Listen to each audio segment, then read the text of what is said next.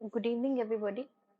Again, my name is Saida Said, and I'm a research scholar at IIT Roorkee. And this is our fifth interactive session. And today we will be continuing from what we left off last time. Last time we were doing settlement in shallow foundations, and that is what we will be continuing today. Last time we used Schmertzman method for calculation of immediate settlements in sands. And today's question is estimate the consolidation settlement of the clay layer shown in figure. So this is the figure, and from the previous PPT, I have only changed this part. P naught I have taken as 90 kilonewton per meter square.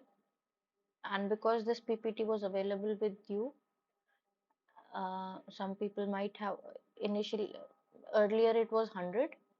You might have solved for 100, which is also okay, but there is a reason why I have taken 90, and I will be explaining it in further discussion.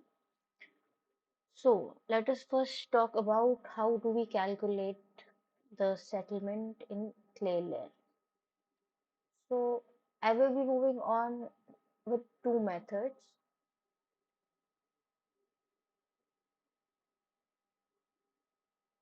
The first method is just normally what you might have studied, which is the 2:1 distribution of stress.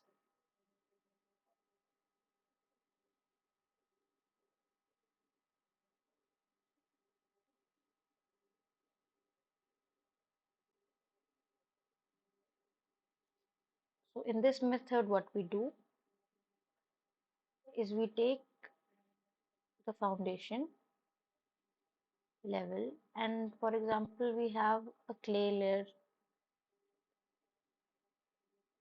at a depth d below. From the foundation, we draw a distribution of two vertical is one horizontal.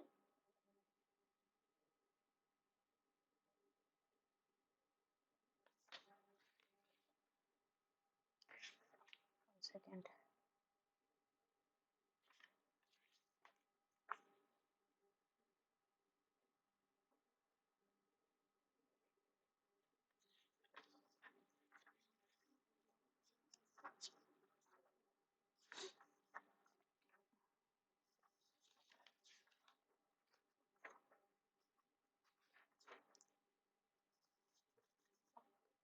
Yes, two vertical is to one horizontal.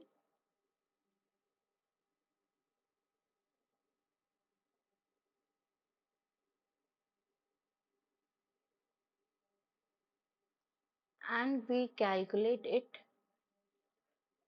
we extend it up to this depth at the center of the layer. If this is Z is the depth of the layer, then we take this up till Z by 2. So this whole is D plus Z by 2.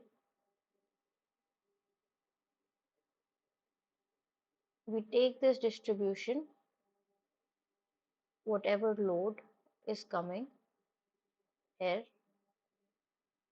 we calculate how it is distributed at this level.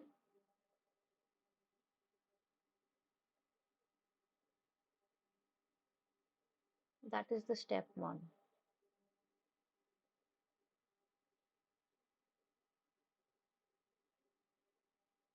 Calculate 2 vertical is 1 horizontal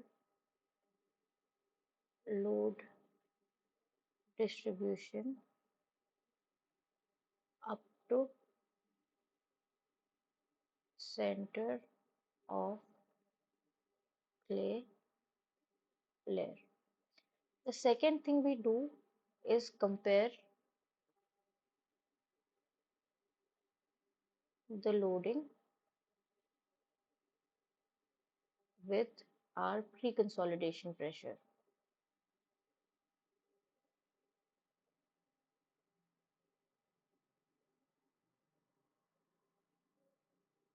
Why this is important is because we have different formula for NC and different formula for OC soils. I will elaborate it further in the next slide.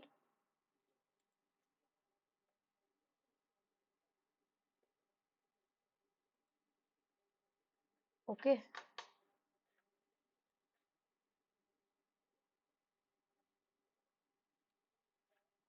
sorry.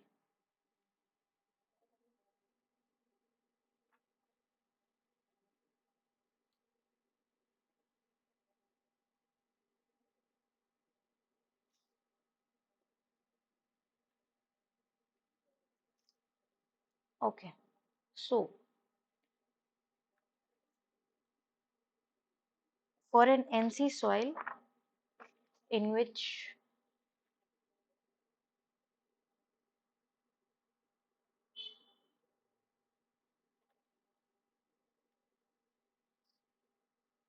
our OCR is 1 or our overburden loading is less than or equal to the pre-consolidation pressure, we use the formula SC equals CC by 1 plus E naught HC log of sigma naught plus delta sigma. Now delta sigma is load due to foundation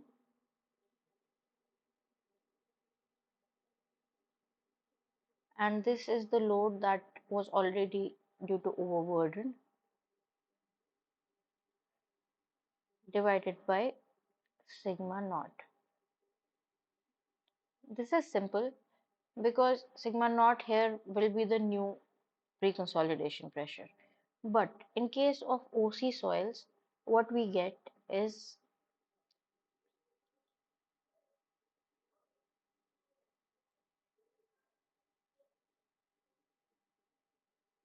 okay.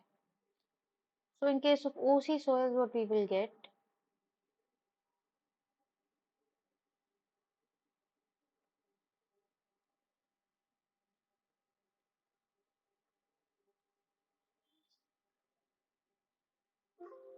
so we will have two cases in OC soils.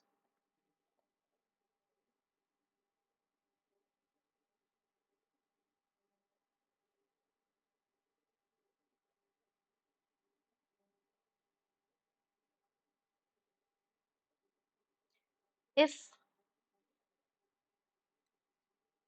our overburden pressure is less than our sigma C dash, obviously our OCR will be greater than 1. But at the same time, the second pressure that we are looking at is sigma naught plus delta sigma. Like if we had a pre-consolidation pressure of 100 and we had an overburden pressure of, for example, 80, and we have a delta sigma of maybe 1, maybe 40.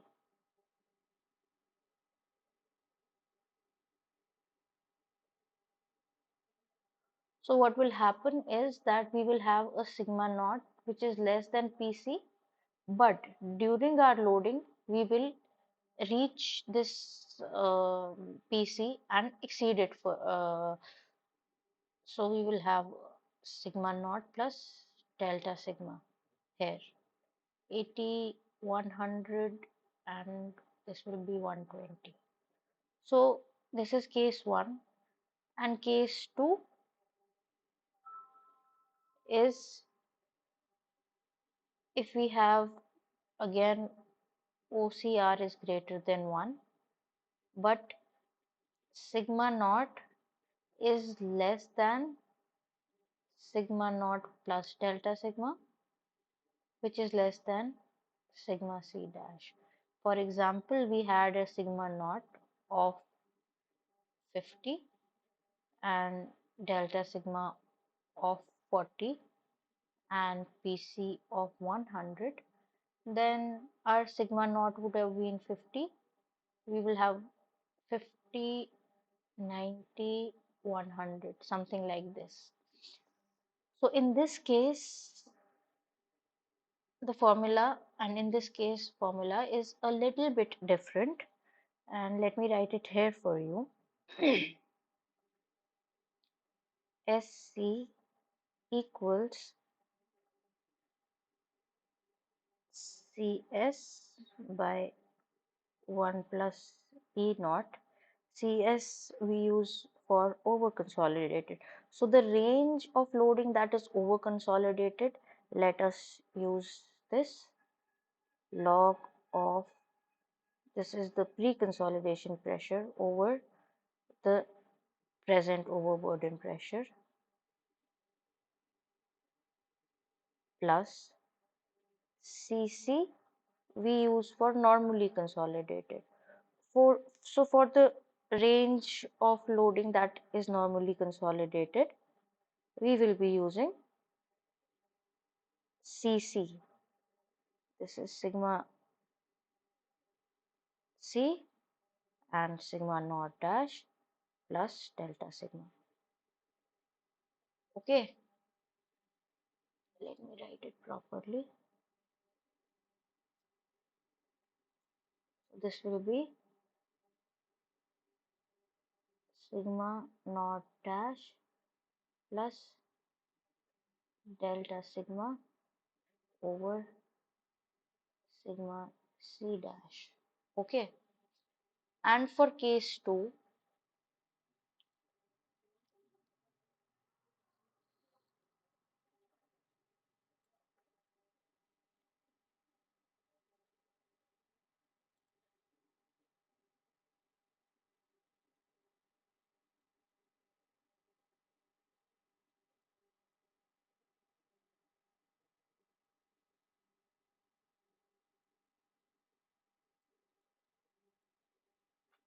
we will have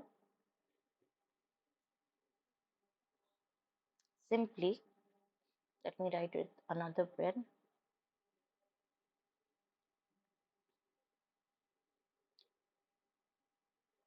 which is SC, which is the consolidation settlement, is equivalent to CS over 1 plus E naught HC sigma naught dash plus delta sigma divided by sigma naught dash. Okay, so you see, for the whole range here, we will be using the uh, coefficient of recompression index. Here we will be using the consolidation index, because for the whole range of loading, the soil is over consolidated here.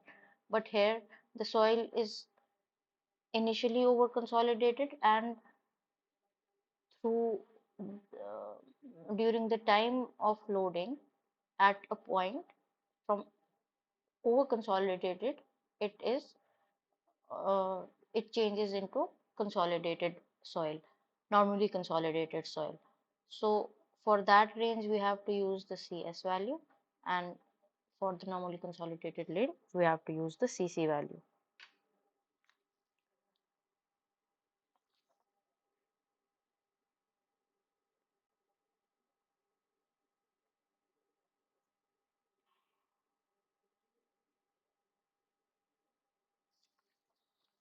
So from here, we will be using swelling index and compression index. Okay. Now let us start with the question at hand.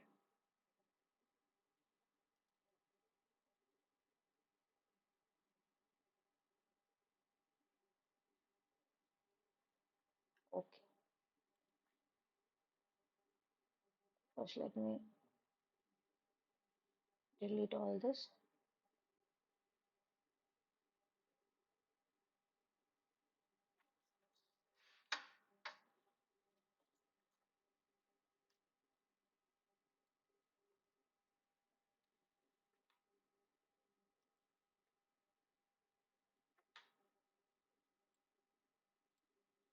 Okay. Now let us do this stepwise. The first step will be the calculation of the 2:1 loading. For that, let us start that.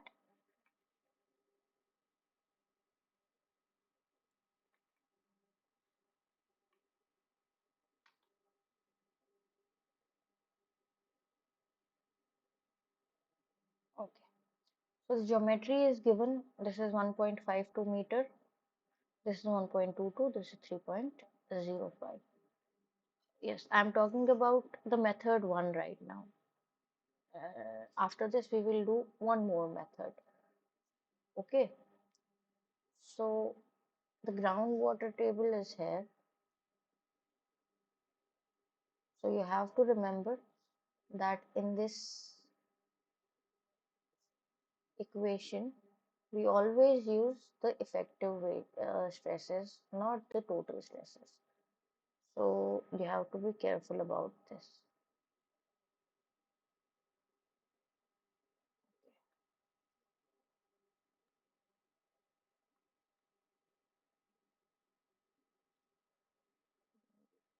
Use something fancy today. So this is the clay layer.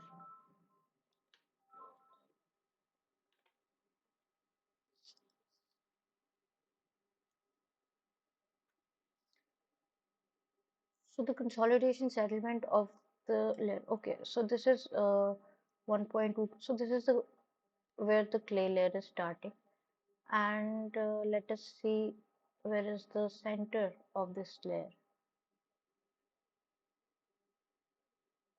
Center of the layer will be at this will be 1.525 meter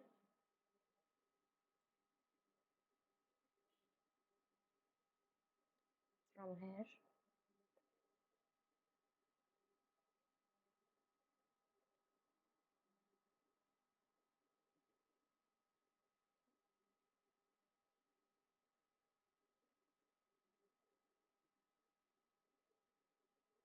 Okay,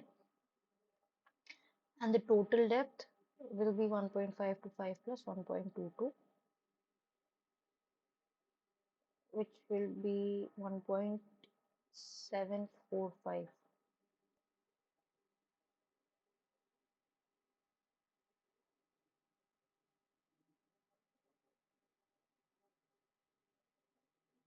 Isn't it?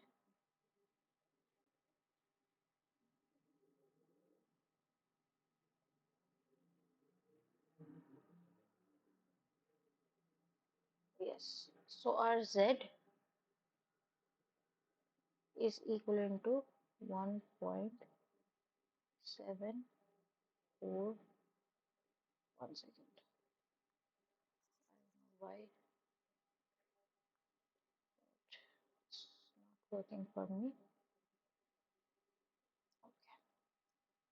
So our Z equals 1.745 meters. So we have a delta sigma will be equivalent to, we have a, this is given in load. If it was given in a stress, for example, QU, Then we had to multiply it by the dimensions. For example, it was maybe 250 kilonewton per meter square. Then we would multiply to get P equals 250 into 1.83 into 1.83, and then further from here we would divide uh, from by this dimension. But right now this is not given, so this is given in load only, so let's take it as it is.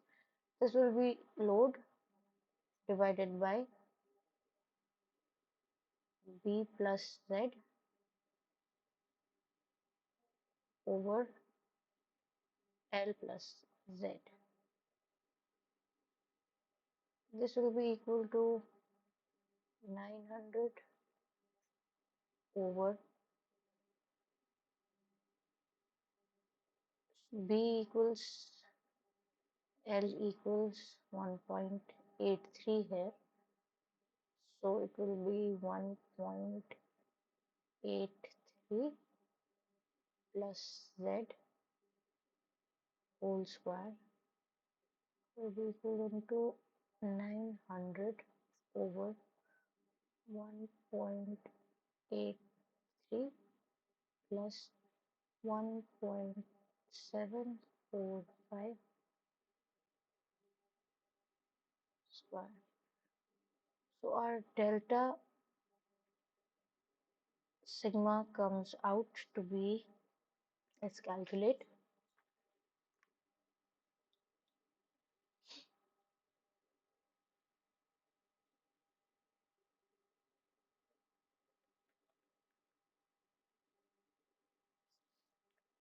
My mistake, this will be 2.745 here.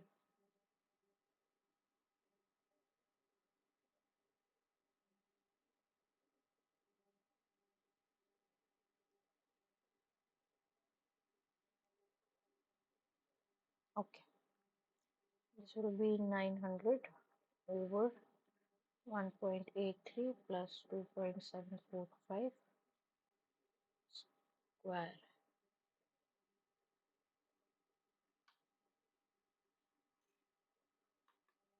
So this will be approximately equal to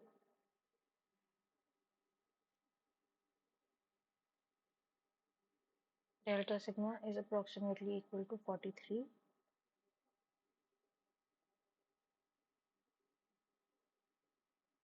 kilonewton per meter square. This is step 1.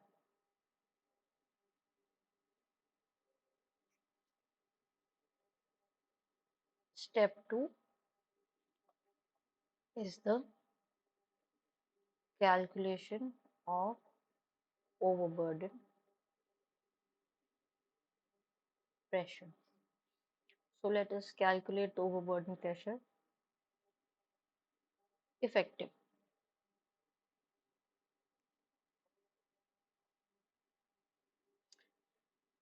This will be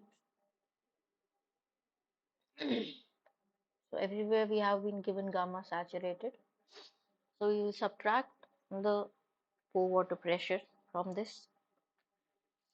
Let us calculate for the first, from the top it will be 15.7 into 1.52 plus 1.22 into 19.24 plus 1.525 into 19.24 minus 9.81 into 1.52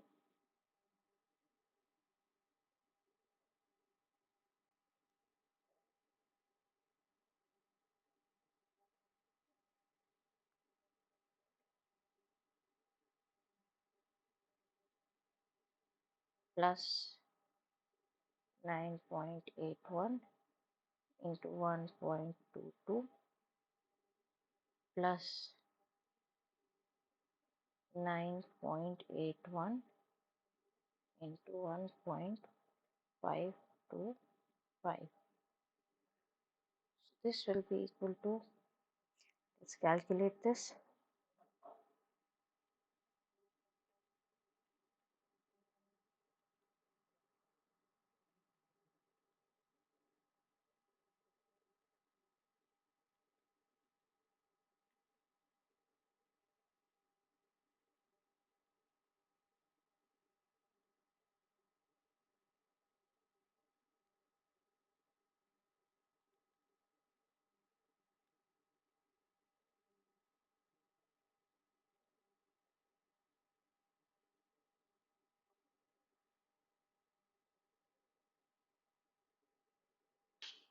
Am I getting the right answer?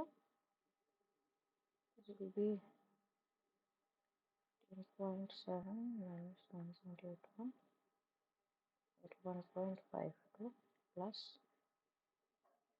19.24 minus 9.81 into 1.22 plus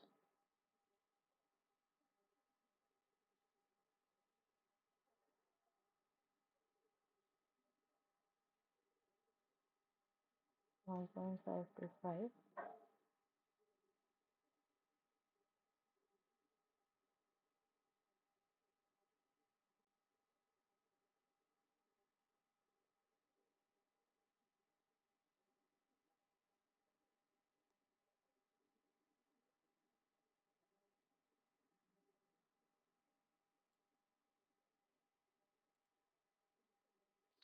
Oh, I've done a mistake here. The groundwater is only starting from here, so there will be this term will not be there.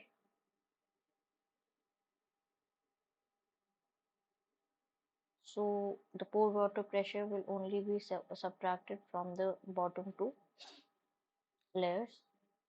I forgot about it. Okay, so it comes out to be approximately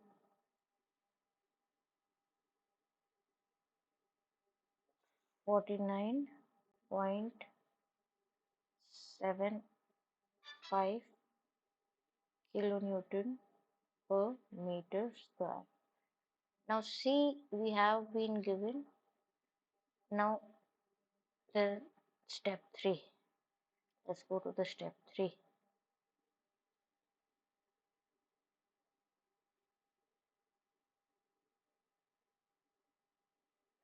Let me rewrite our findings here.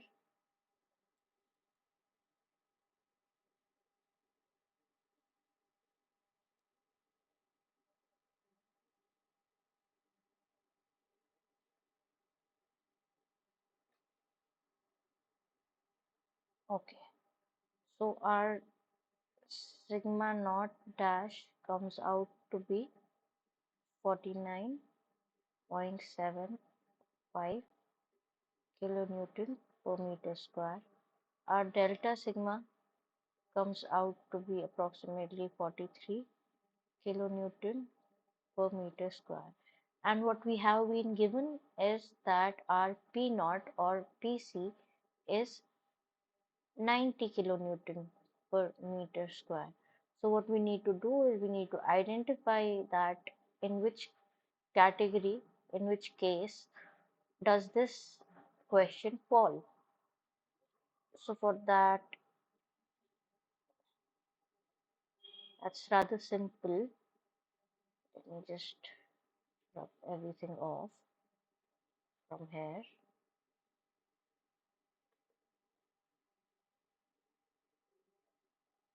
Okay,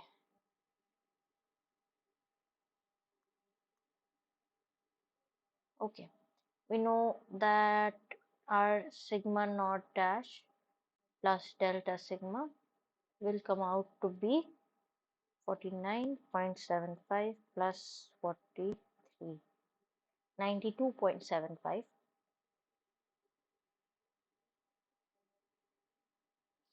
Let me lower this a little bit more. So this is why I had reduced this, so that we get the opportunity to use that formula in which we have both terms for over consolidated and normally consolidated. If it was 100, we would have, let's do for both. Let us take two cases. For P naught 1, let this be 100,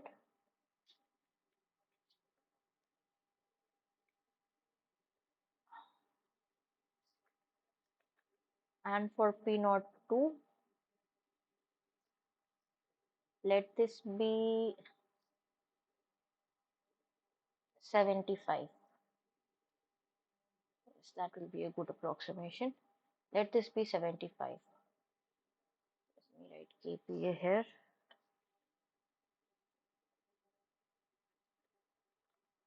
Okay, so this is case 1 and case 2. So let us solve now.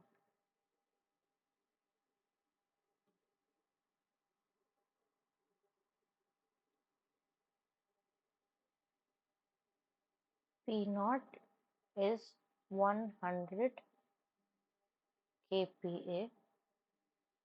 Therefore, we have sigma naught is less than sigma naught plus delta sigma, which is less than Pc. So in this case, let us use the formula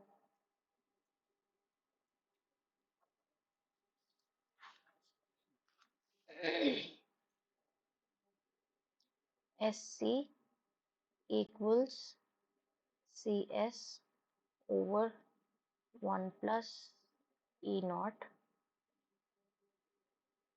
Hc log sigma naught dash plus delta sigma over sigma naught dash. So Cs is given 0.06 over 1 plus E naught. Let me see.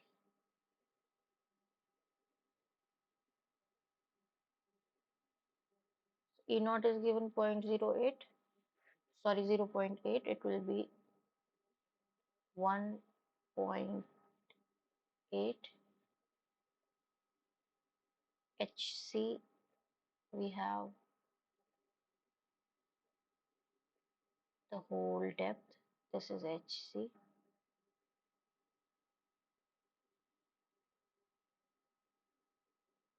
This will be 3.05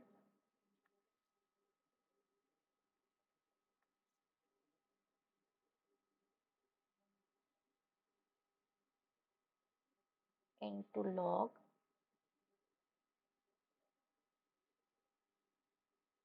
this will be 92.75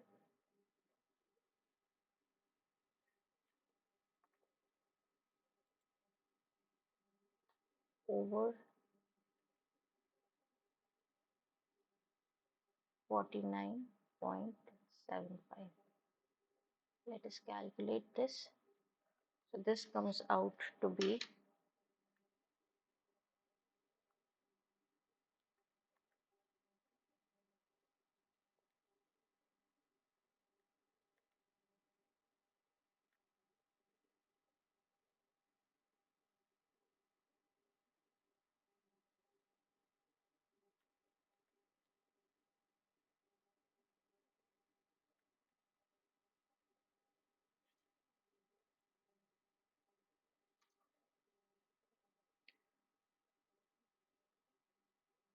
0.0275 meter, and this is equivalent to 27.5 mm. So let's do the same thing for our second case of 75 kPa, and then let us compare the results.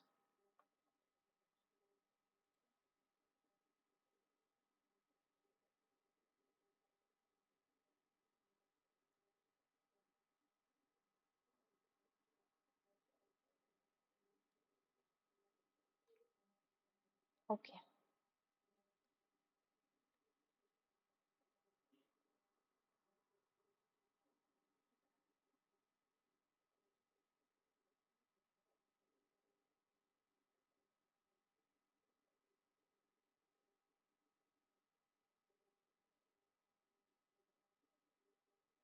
So here our formula will be SC equals CS by 1 plus E naught HC log sigma C dash over sigma naught dash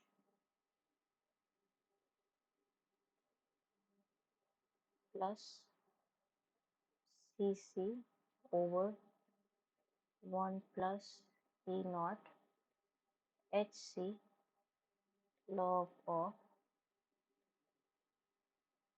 sigma C dash over sigma naught dash plus delta sigma. This will be 0.06 by 1.8 into 3.05 into log, this is 75 over sigma naught is 49.75 plus Cc is 0.25 over 1.8 into 3.05 into log, this will be 75 and this will be 92.75. Okay, let's calculate.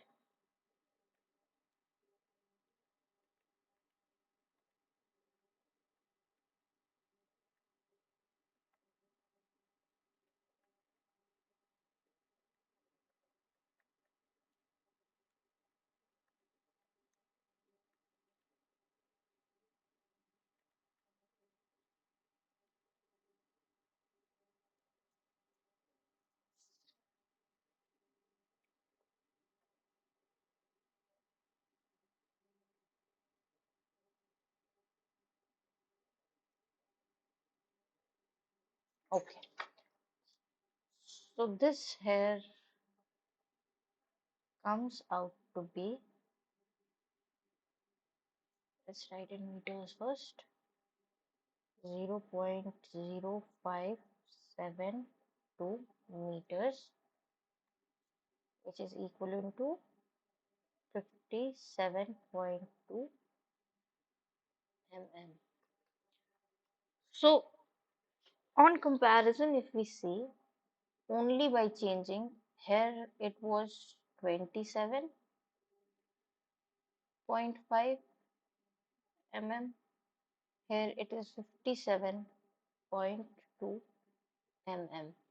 So on comparison, if you see, only the pre-consolidation pressure has changed, rest everything is same, but we get two very different settlements. And why is it? And see, this result also makes sense. In this case, the whole range was over consolidated, as in the this strata had already been stretched up to 100 kPa in the past, so the compressibility has reduced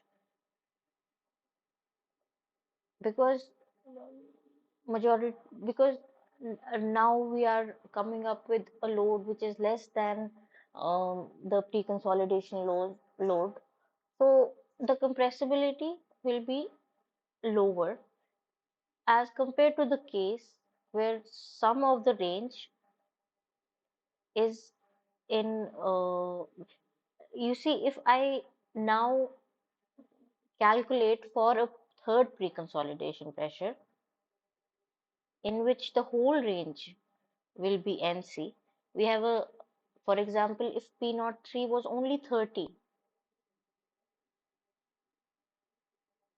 we would have an SC equals Cc by 1 plus E naught Hc log to the base 10 delta sigma plus sigma naught over sigma naught, and this would have been equal to, let us just for the sake of it write it as case 3 Nc. This would have been equivalent to 0.25 over 1.8 into 3.05 into log the base 10 delta sigma. This is 92.75 over 49.75. See, this here now becomes 114.6 mm. See the difference. So you see, we have not changed any other thing. We have not changed the dimensions, we have not changed the loading, we have not changed the water table or the type of soil. Only thing we have changed is how much stress the clay layer had undergone previously, the pre-consolidation pressure. So we are getting three very different results. So this just tells us how important it is to know the history of the soil. Okay, so let us move on to the next method of solving a similar question.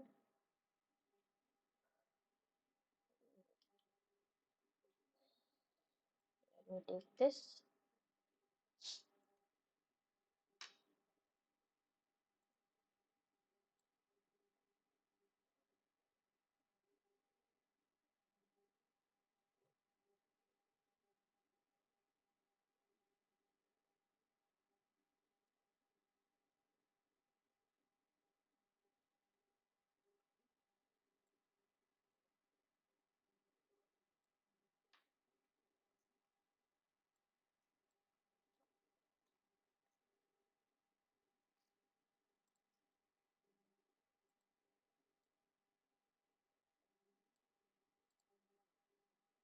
Okay,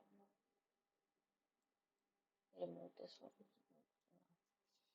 Okay, so for the next method, what we do is we divide the whole strata.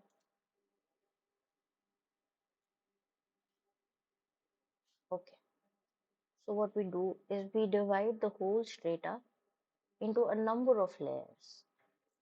Not the whole strata, but the clay layer.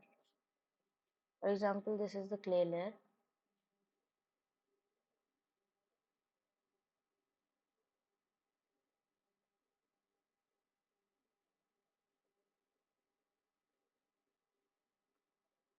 So what we will do is we will divide it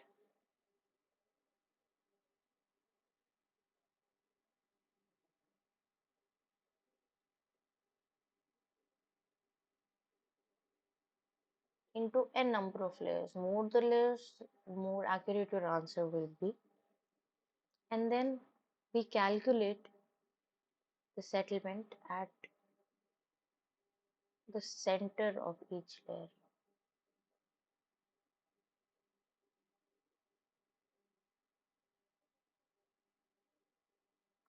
Not the settlement, but the stress. We will calculate here. We will have a stress distribution.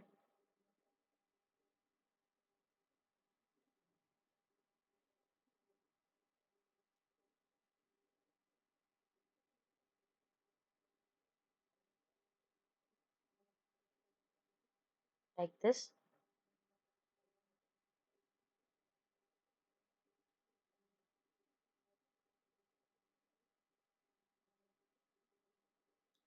This will be overburden sigma naught dash 1 sigma naught dash 2 sigma naught dash 3. We will also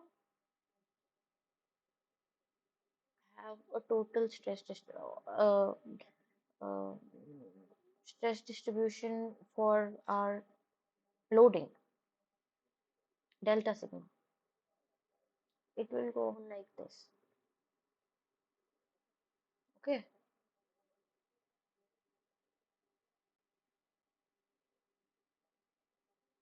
Delta sigma 1, delta sigma 2, delta sigma 3. As you must know that as we get this kind of a distribution for our loading, and as the depth increases, the effect of loading decreases. So this is what it is showing. So what we do is, for this we will take the average. At the center we will have this is delta sigma 3, this is delta sigma 2, this is delta sigma 1, and delta sigma average equals 1 by 6 times. This is just our we used to do those trapezoidal rules and everything. This is just that 1 by 6 times delta sigma top plus 4 times delta sigma mid plus delta sigma bottom. So for each layer, we will calculate this, and then our SC will be equal to summation CCHI by 1 plus E naught log sigma naught I plus delta sigma average. So only one delta sigma we will calculate, but the sigma naught will be different for each layer. Sigma naught dash. We will, and here also it is important for us to know that if it is consolidated, over consolidated, under consolidated, and then according to that we will take the consolidation index or the swelling index. So let us try to solve this question by this, because so the difference in this method and this method is that uh, we are assuming here we are assuming in a lump sum kind of manner the over the whole strata, but we are not getting the actual distribution of, if you see, the distribution of delta sigma is a little bit curved, but when we are taking 1 is to 2 1 is to 2 ratio, we idealize it as linear. So this will give us more accurate results. Let us find out what results it is giving us, and let us compare them with our previous result.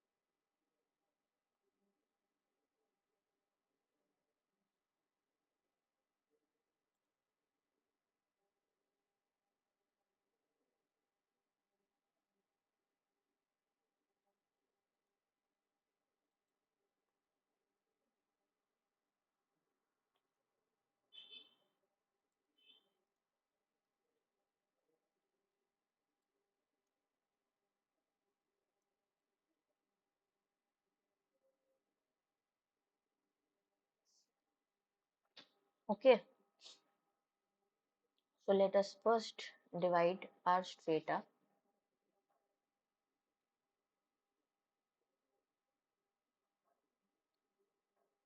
Let us, for example, divide it into two layers for sake of brevity, but you can divide it into more number of layers, more than two layers.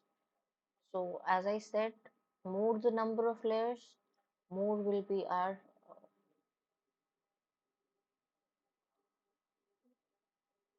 let's just, for example, let's take more number of layers, because then we will not be able to compare if we take only two layers. Let us take four layers actually.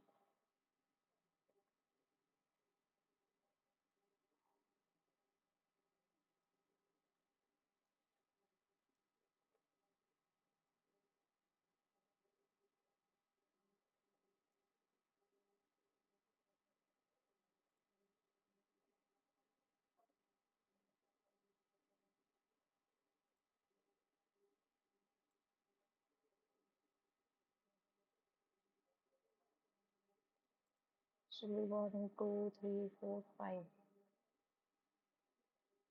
Let me, this will be layer 1, layer 2, layer 5. Okay, let's do one thing. Let us shift this and let us shift this.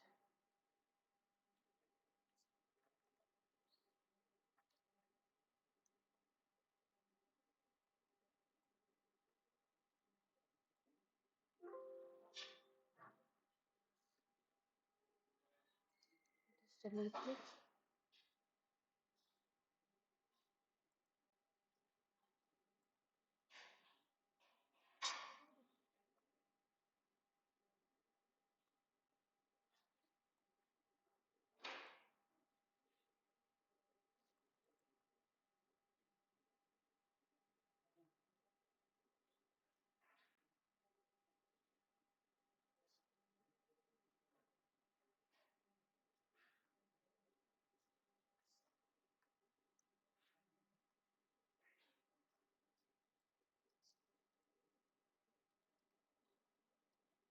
Okay, this is 3.05. So let us do one thing. Let's take this as 1 meter.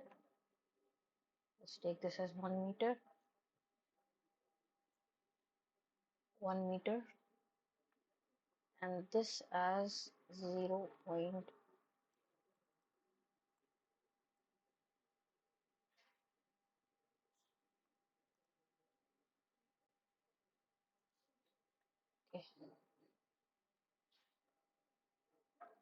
let's take this as 5,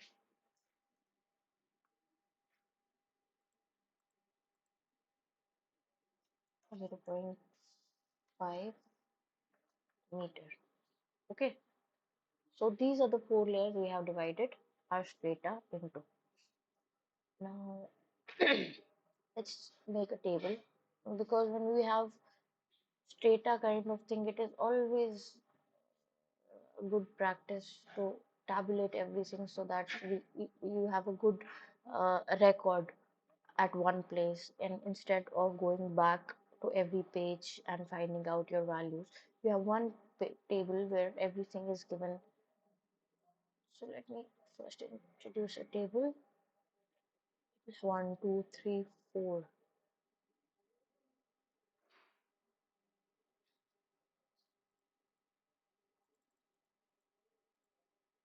Okay, so let this be Z, which is let Z be the depth or the thickness. For example, let us say layer 1, 2, 3, 4, and we will have the thickness of the layer, which will be equal to 1, 1, 1 and 0.5. And the depth of the layers, the depth of the center of layers, which will be our Z,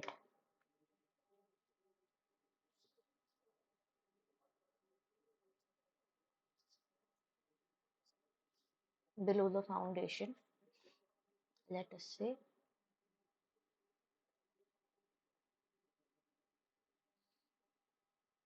So our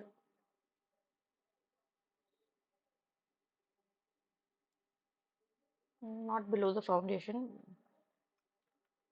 depth from top to center of layer. So we will have this will be equal to 1.52,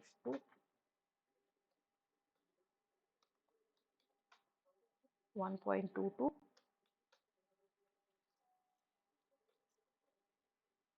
plus 0.5, 1.52 plus 1.22 plus 0.5, which is 3.24. This will be 3.24 plus 1, which will be equal to 4.24. And this will be 4.24 plus 1, which will be equal to 5.24. And then we will have 5.24 plus 0.5 by 2, which will be 5.24 plus 0.25, 5.49.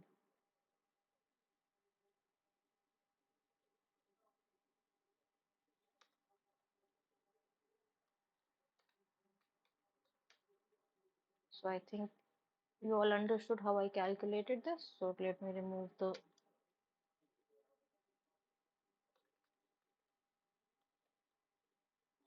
excess information from here. Okay.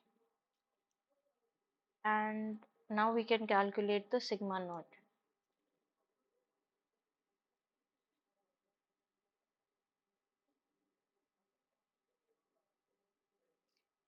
This will be equal to the first one will be equal to 1.52 into 15.7 plus 1.22 into 19.24 minus 9.81 plus 0.5 into 19.24 minus 9.81. I think I should write this. This will be 40.08. For your convenience, let me write this. Sigma naught 1 equals 1.52 into 15.7 plus 1.22 into 19.24 minus 9.81 plus 0.5 into 19.24 minus 9.81. So this comes out to be 40.08.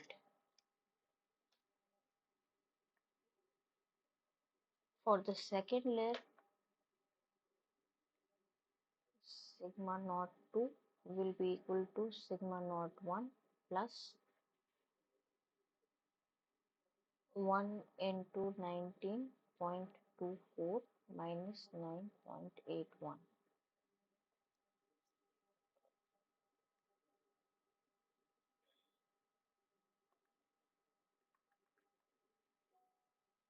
This will be equal to 49 point.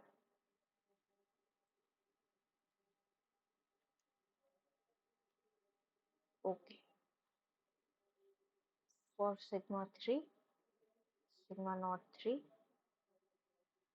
it will be sigma naught 2 plus 1 by 19.24 minus 9.81, and for sigma naught 4 it will be sigma naught 3 plus 0.5 by 2 into 19.24 minus 9.81.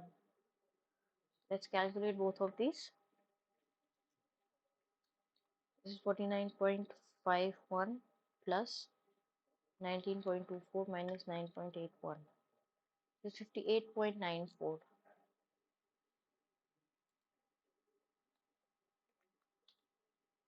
And for the last, it will be 58.94 plus 0.5 by 2 into 19.24 minus 9.81. This will be, one second. Yes,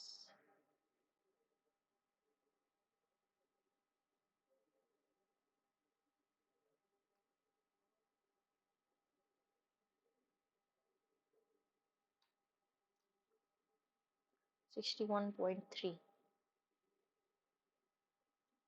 Let me calculate the last one again. I'm not very confident about the last.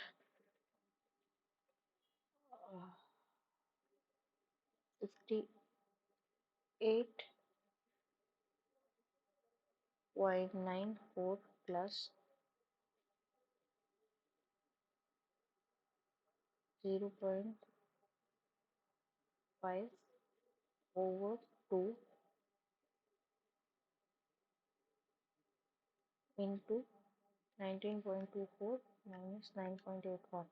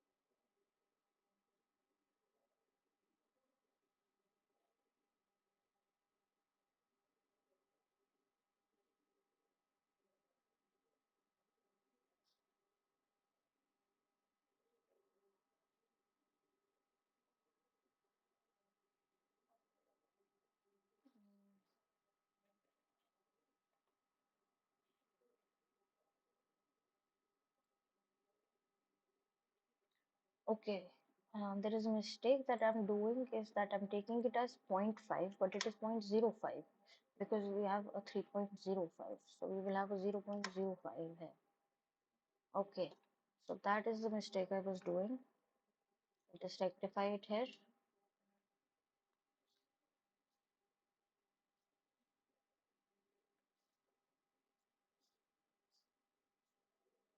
Okay,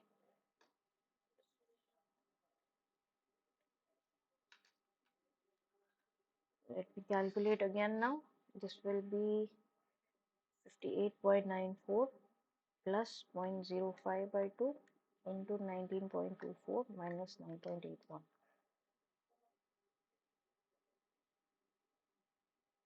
58.94 plus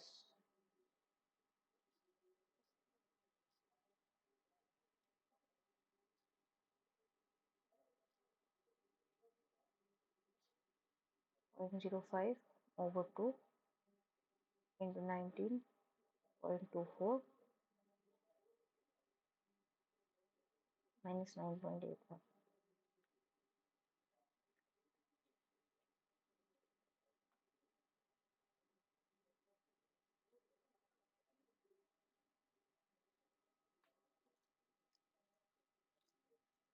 Okay, so let us correct this here.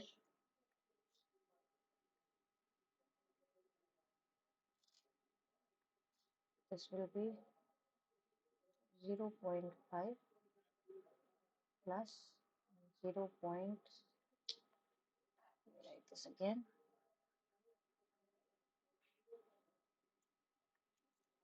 Here it will be 0.5 plus 0.05 over 2 into 19.24 minus 9.81. It comes out to be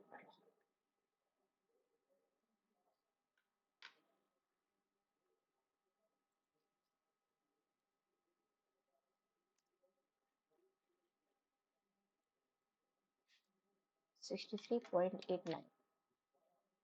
Okay, so these are the overburden values. Now let us calculate the delta sigma values.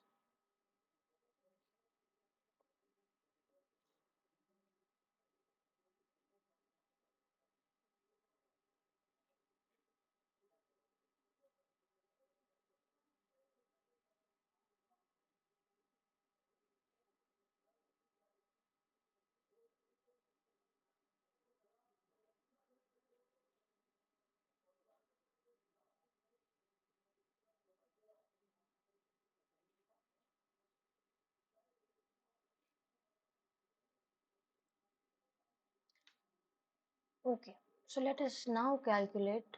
So this is the main point in this method. How do we calculate the delta sigma? We don't calculate the delta sigma in this method by 2:1 method. Instead, we use the Westergaard's equation, his concept. Westergaard has given the concept or Bosnian's concept of distribution. I'll give you the formula for the distribution.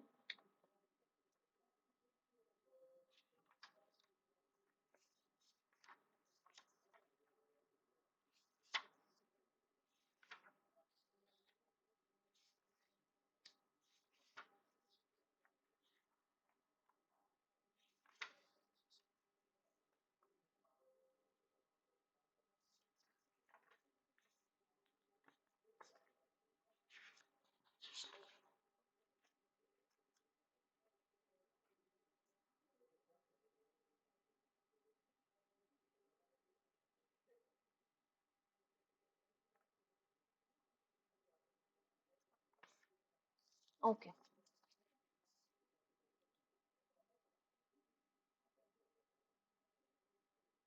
let's take a new slide, blank.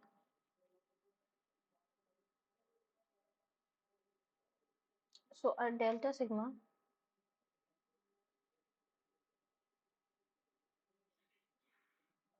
is equal to Q naught IC, and our Q naught is the loading, while IC equals, so if this is your foundation,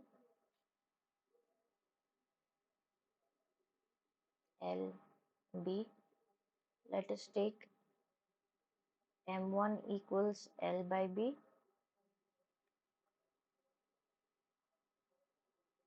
N1 equals Z over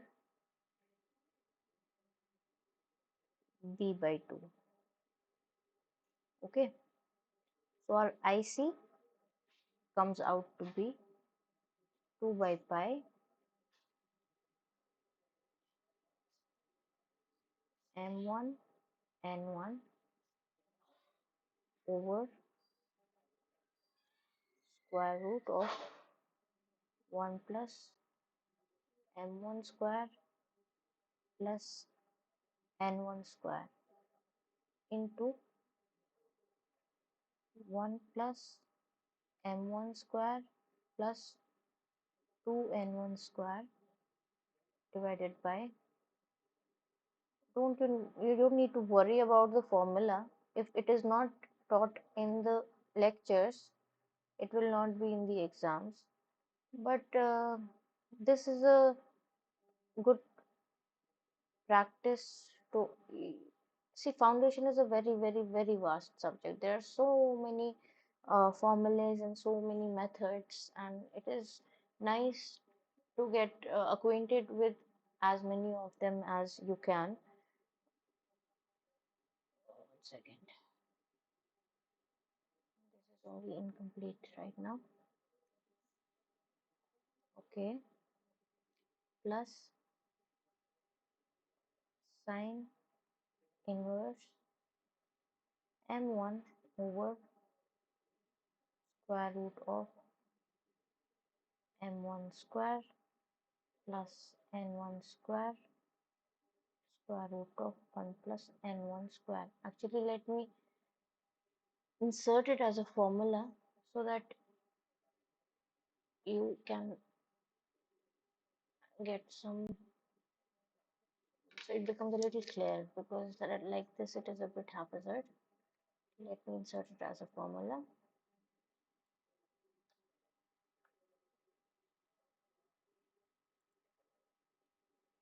Okay,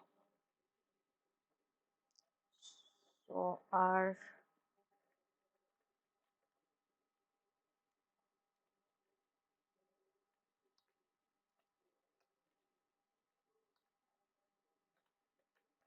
IC is equivalent to 2 by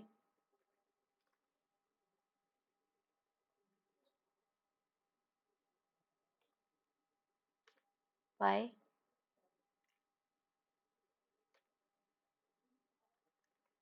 m1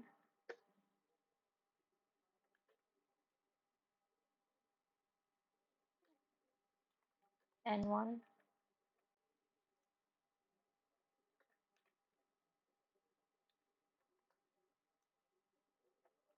over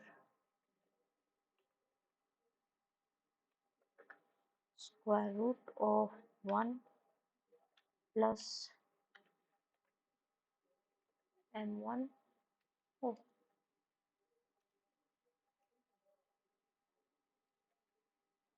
1 plus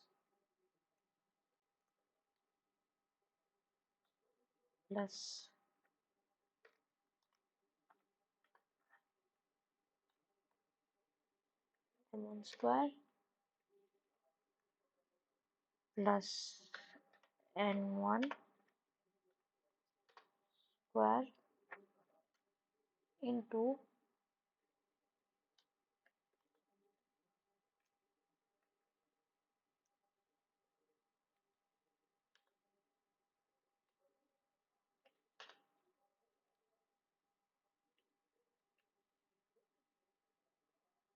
1 plus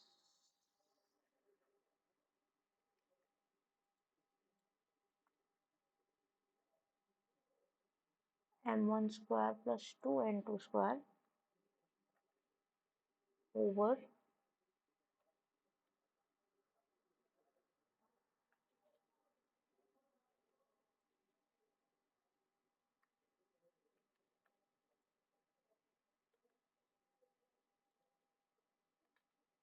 1 plus n1 square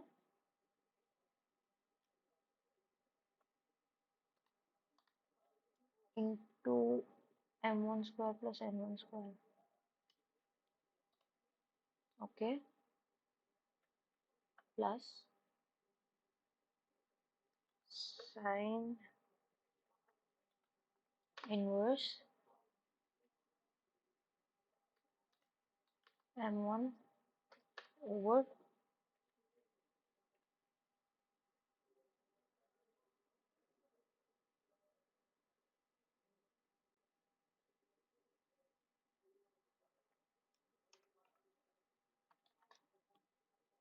square root of this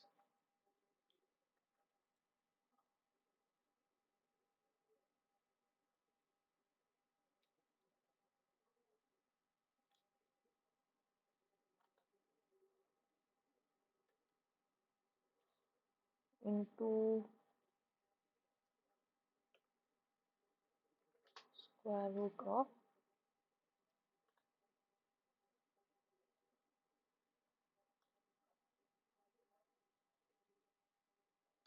this. Okay, so this is our formula.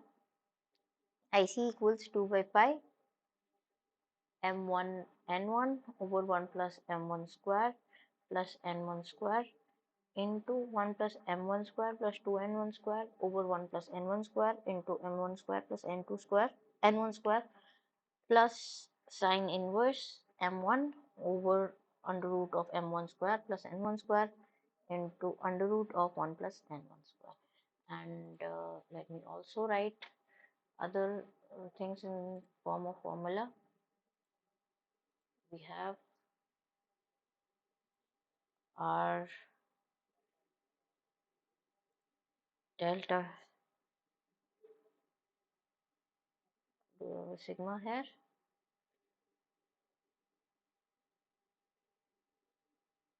delta sigma equals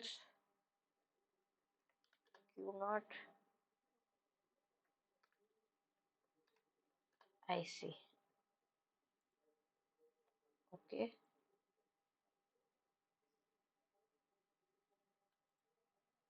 then we also have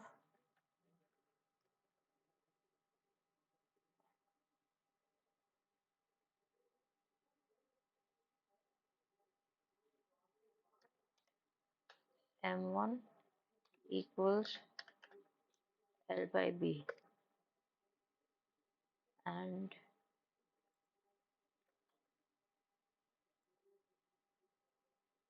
n1 equals Z over B by 2.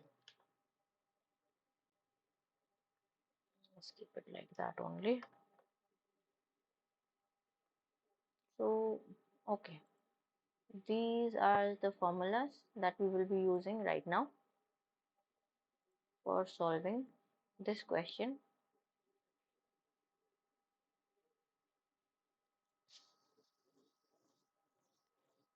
Okay, so let me remove the other things.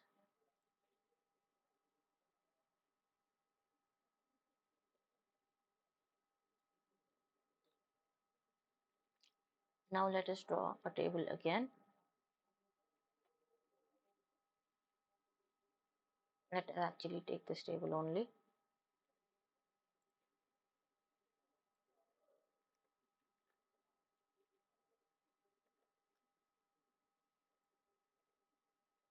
Okay, so this is overburden. So now we will be calculating the delta sigma. Z from this is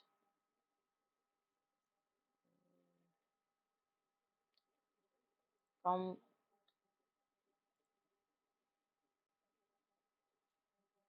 second.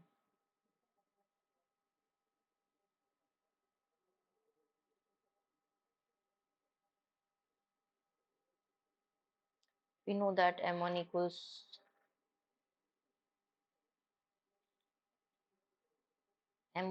1 for all the layers. Let me write it here.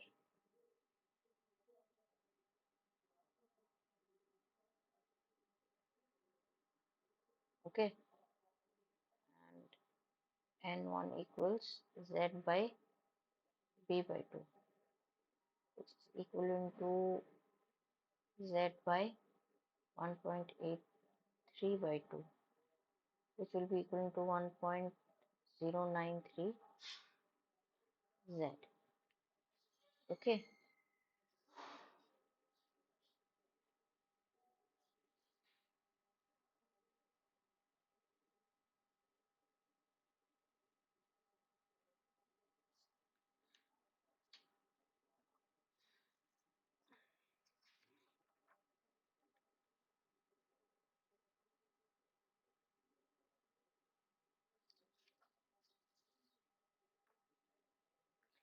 Z is the depth of the center of layer below the foundation.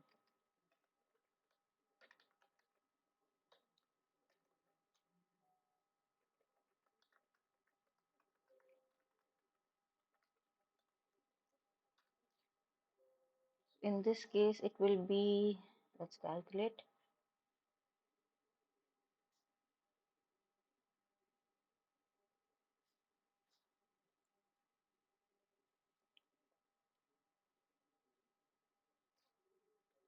1.72, then it'll be 2.72, we'll have a 3.72, and then we will have a 4.245.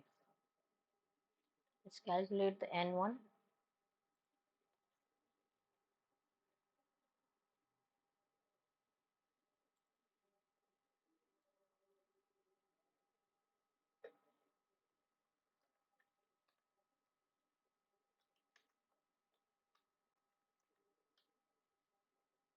N1 for this will be 1.879. Here it will be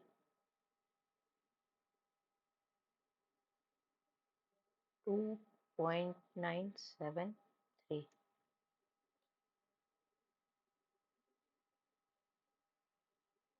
4.066.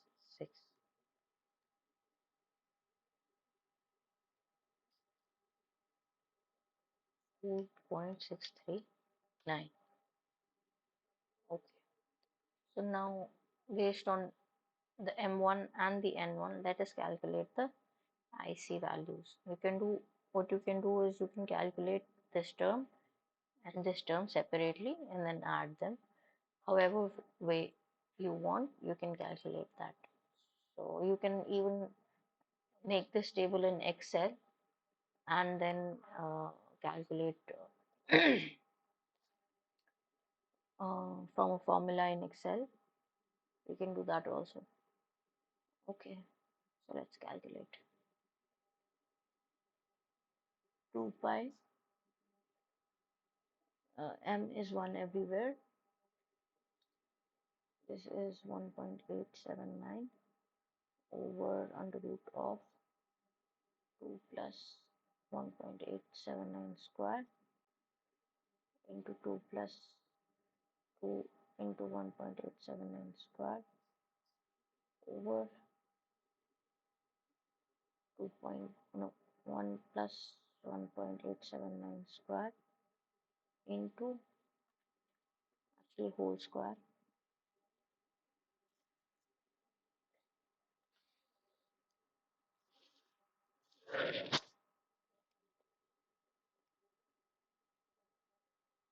plus sine inverse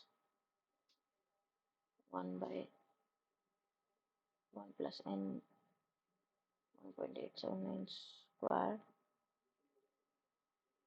Let us try to simplify it here first. Let's see if we can simplify. Let me see if I can simplify.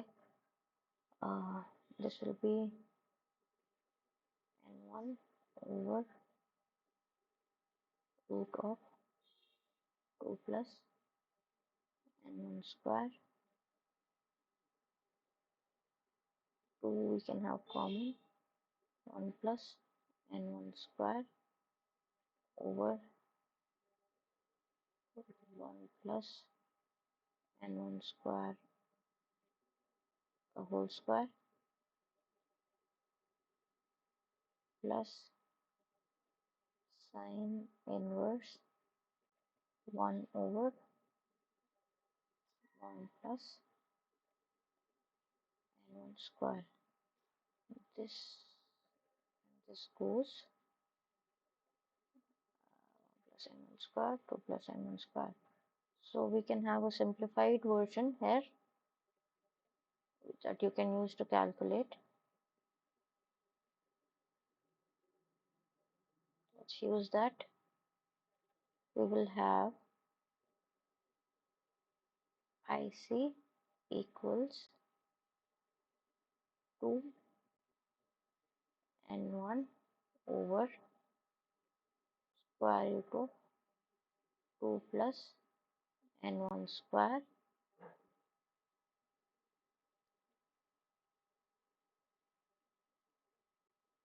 into 1 by 1 plus n1 square plus sine inverse 1 by 1 plus n1 square. Let's calculate using this simplified formula. So n is 1.879 here. 1.879 over square root of 2 plus 1.879 square into 1 by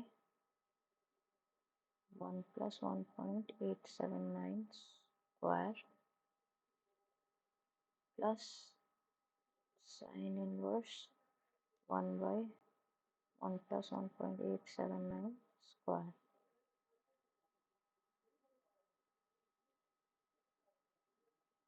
Whole multiplied by 2 by pi. 2 over 3.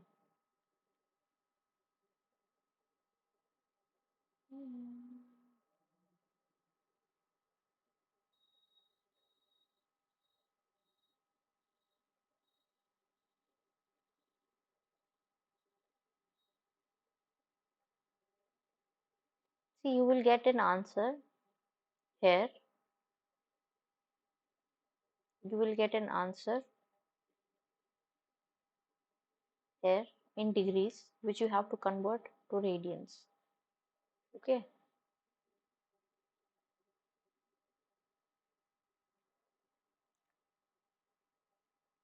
let's do that.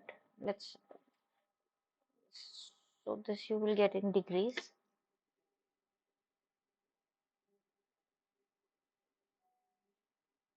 I have to convert it to radians. How do we convert? We have 180 degrees pi radians, 1 degrees pi by 180. So we can write into pi by 180 there.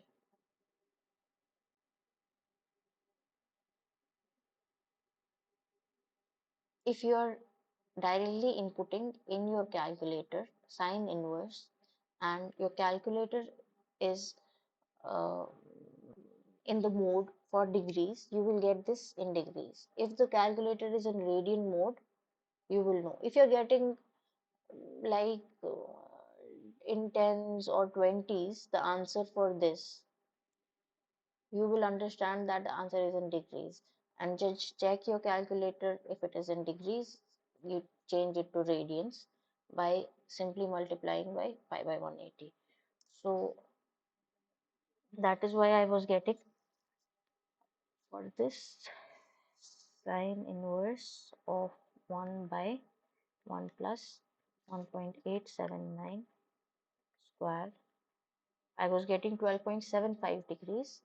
So if I convert it into pi by 180, I will get 0.2225 radians. And then I will add the first term, which is 2 into 1.879 square over square root of 2 plus 1.879 square into 1 plus 1.879 square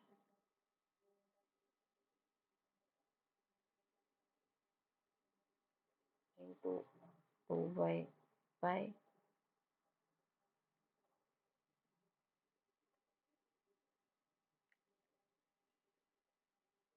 So here I will get 0.366.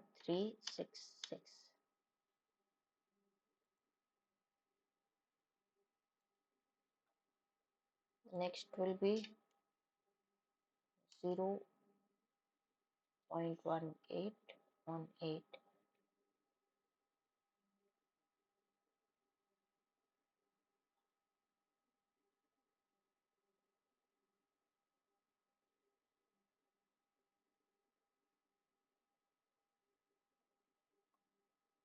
Third one, let's calculate.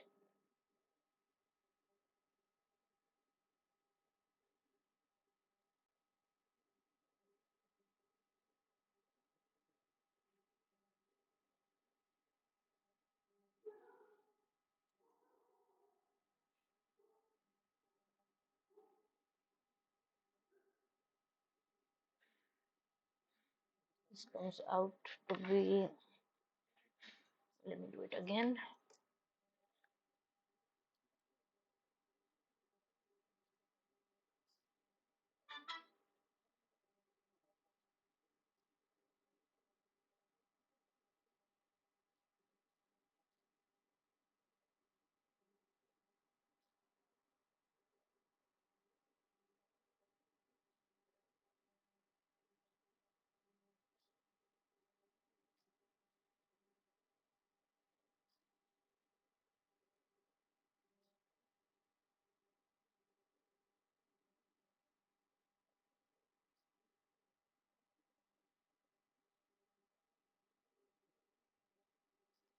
0.1049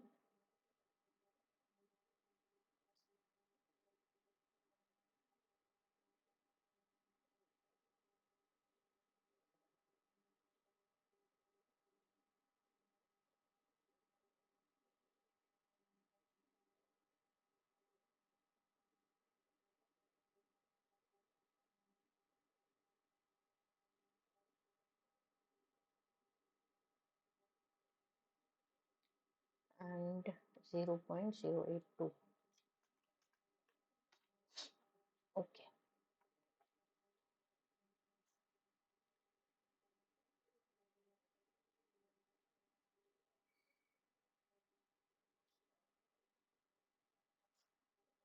so now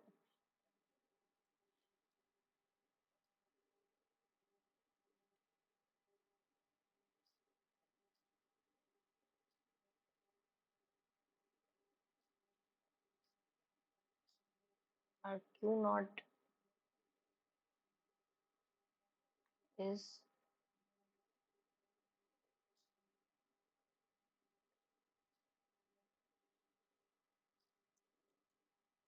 the load on the footing,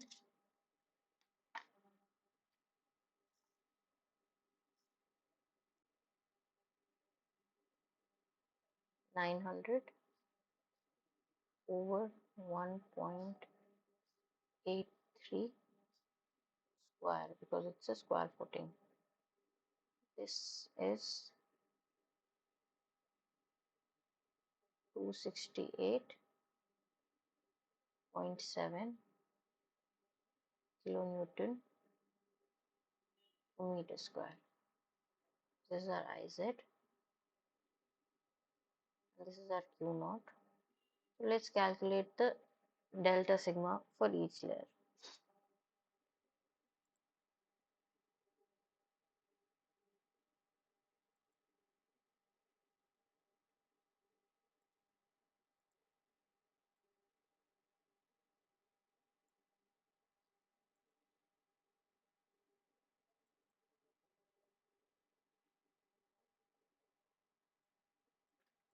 So this is the IZ,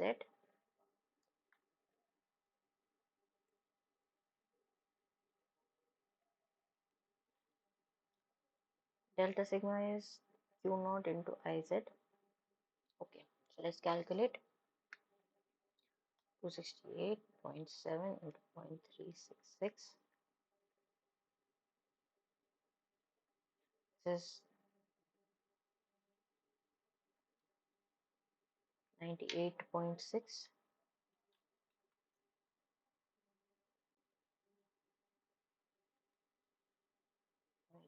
0.1818. This is 48.9. This is 0.1049.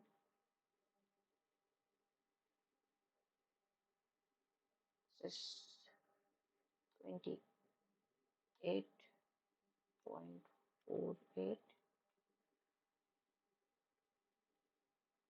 082. This is 22.84. So what you will observe here is that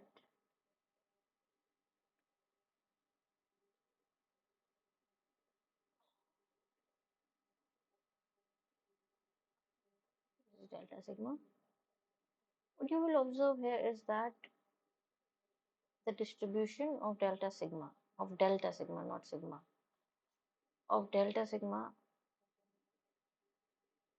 is not linear as it was previously. In last method, we took this distribution of delta sigma. But here we are taking this non-linearity into account.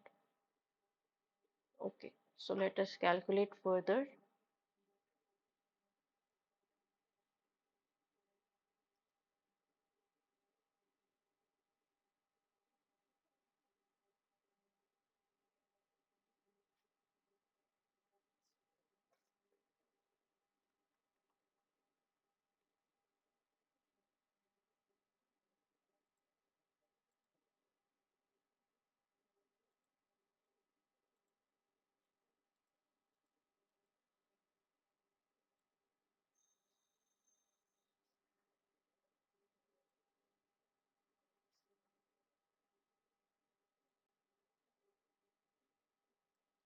Let me write delta sigma, and let's calculate the OCR here. Okay, OCR here will be 100 over 40.8, which is 2.5. And here let us calculate sigma plus delta sigma. This is sigma. Let me actually use R.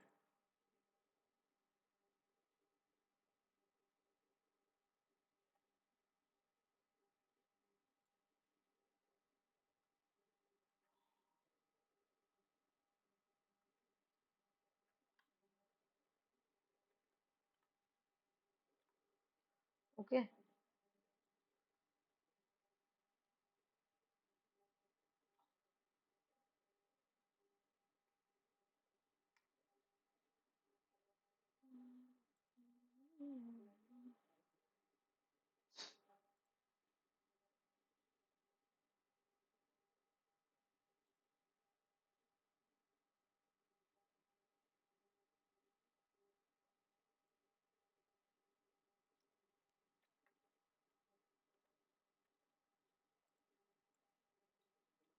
okay. This will be plus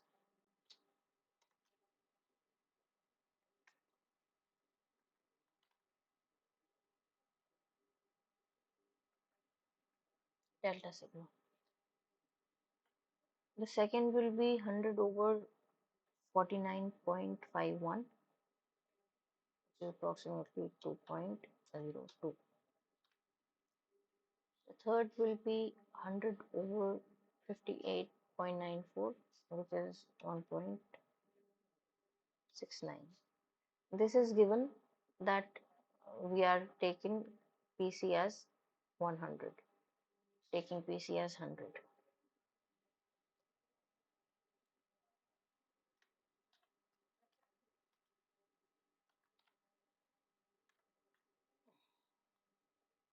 Lastly, it will be 1.56. Here, this will be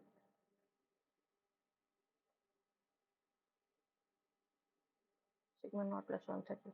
This will be 138.68.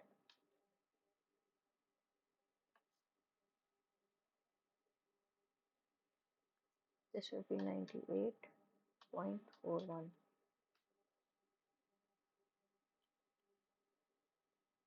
87.42.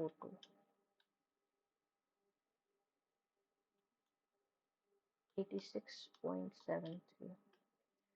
You see here in the previous question, when we took 100 as pre-consolidation pressure, the whole range of the layer was coming out to be at sigma naught plus delta sigma. It was coming out to be as normally consolidated.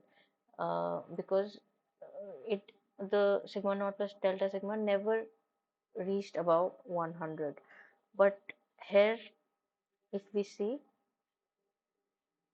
at the upper depths, it is actually more than 100. So we see that the distribution of delta sigma in this method is different than that of the previous, and it is more accurate than the previous. That is an assumption, and it helps us a lot because it's quite simple. It's simpler than this. It's easy, it's simple, it's fast, and it gives us good roundabout results. But if you need more accuracy, you need some other methods. So, okay. So for this, we will be using, excuse me. So as we can see that all of these are greater than 1. But here we have this in which our OCR value will be different, and we will have to use the formula with both CC and CS. And for these, we only use the formula with CC. So let us calculate them.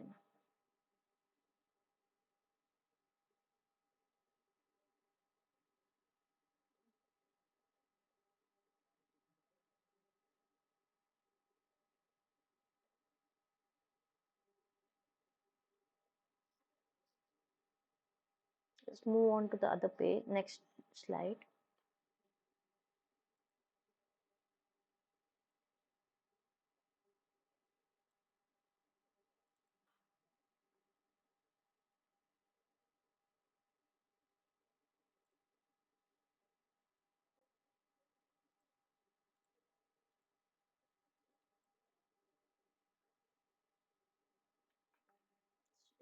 Take this there. Okay. So now our SC will be equivalent to SC1 plus SC2 plus SC3 plus SC4. Our SC1 will be equivalent to CS over 1 plus E naught H1 log of sigma C over sigma naught dash plus Cc over 1 plus E naught H1 log of sigma naught dash plus delta sigma average over, I forgot how, I forgot we also have to take the delta sigma average. Let's do that here. Delta sigma average is equivalent to 1 by 6 delta sigma top plus 4 times delta sigma medium plus delta sigma bottom. Uh, Let me cross check.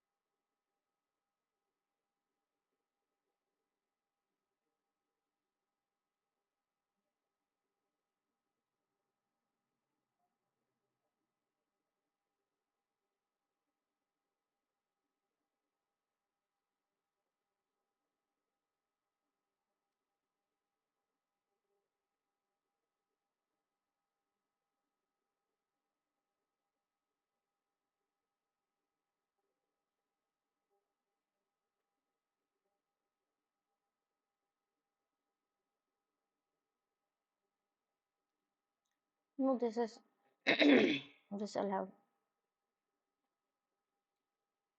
this is not relevant here.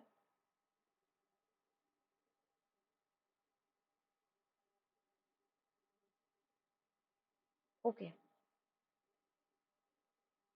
so this is equivalent to 0.06 over 1.8 into 1 into log 140.08 plus 0.25 over 1.8 into 1 into log 138.68 100.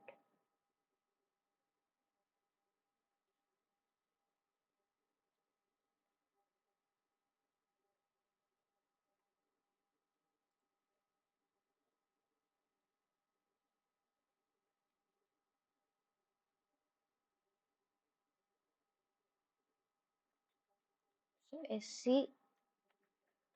in mm is coming out to be 32.9 for the first case. For the rest, we don't need to worry that much about the formula. We only use one formula. SC2 equals CS by 1 plus E naught H2 log sigma naught plus delta sigma over sigma naught. Let's use this formula for all the other cases, and we will get an SC2 value 9.945.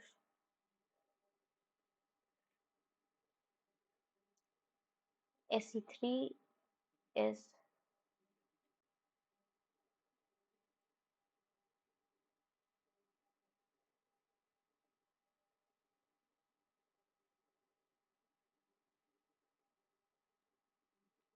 5.71 and SC4 is 4.42. Excuse me. Excuse me. So the total settlement will be the summation of all these, which is 52.98 mm. And let us go back and see how much settlement did our uh, previous method show us for 100 kPa. Only 27.5. It's almost 50%, not 50%, at least 40% less than this. So we can see that this gives us a more conservative value for settlement,